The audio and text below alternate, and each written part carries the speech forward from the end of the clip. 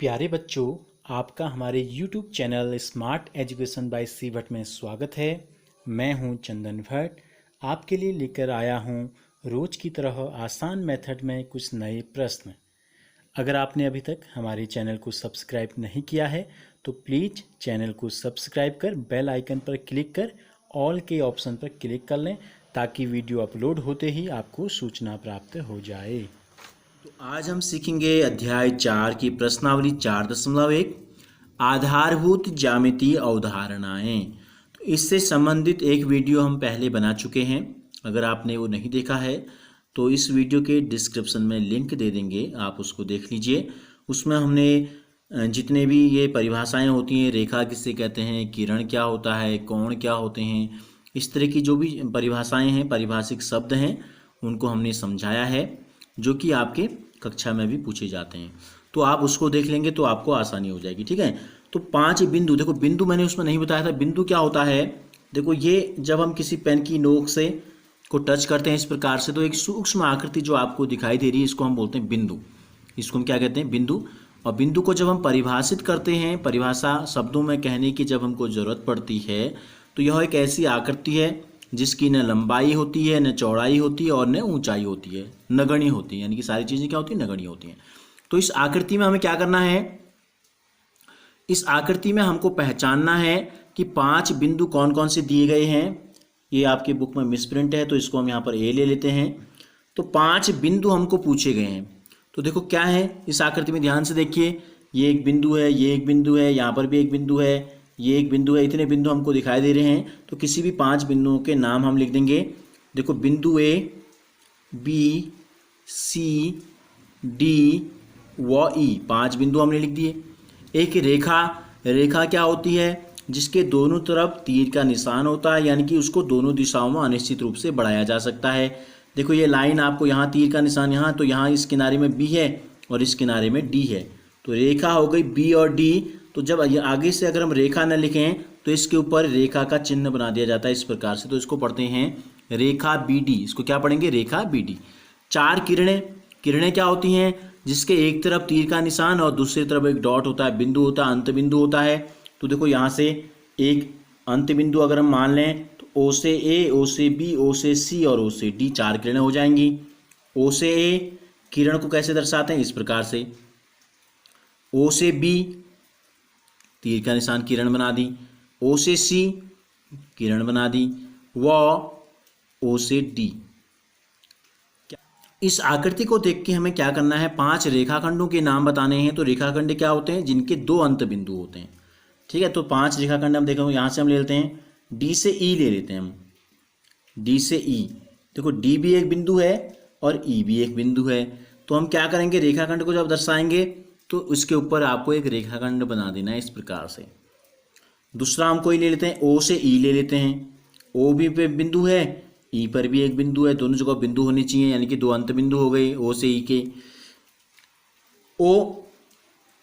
ओ के साथ डी ले सकते हैं, ओ पे बिंदु और डी पे बिंदु है। ई के बीच के बिंदु को हमने नेग्लेक्ट कर दिया। ठीक है। 2 किनारों में 2 बिंदु हमने ले लिए, O D. B O B भी हो सकता है, ओ से बी भी हो सकता है। बस हम क्या करेंगे, रेखाखंड का चिन्ह बनाएंगे, किरण का चिन्ह बनाएंगे, तो फिर तीर का निशान भी इसमें शामिल हो जाएगा, खाली ओ भी ले लेना है। इसी प्रकार से बी ई भी ले सकते हैं, बी और ई हमने ले लिया और ऊपर से रेखाखंड बना दिया आपने। इस प्रकार से इनको हल करते हैं। दूसरा जो प्रश्न है, इस प्रश्न में हमको क्या दिया है, देखो एक संलग्न आकृति में दी हुई रेखा के सभी संभव प्रकारों के नाम लिखिए। रेखा के सभी संभव प्रकारों के नाम, आप इन 4 बिंदुओं में से किसी भी बिंदु का प्रयोग कर सकते हैं।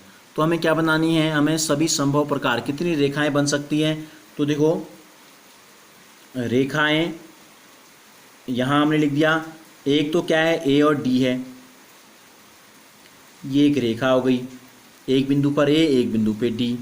दूसरी रेखा एक बिंदु पे ए, एक पे सी ले लेते हैं, ए के साथ सी ले लिया हमने, ऊपर से रेखा का चिन्ह बना देना है। ए के साथ बी ले लिया हमने, तो ए के साथ अगर एक बिंदु ए हो, एक अंत बिंदु ए हो, तो दूसरे ये 3 हो सकते हैं, बी भी, सी भी और डी भी हो सकते हैं।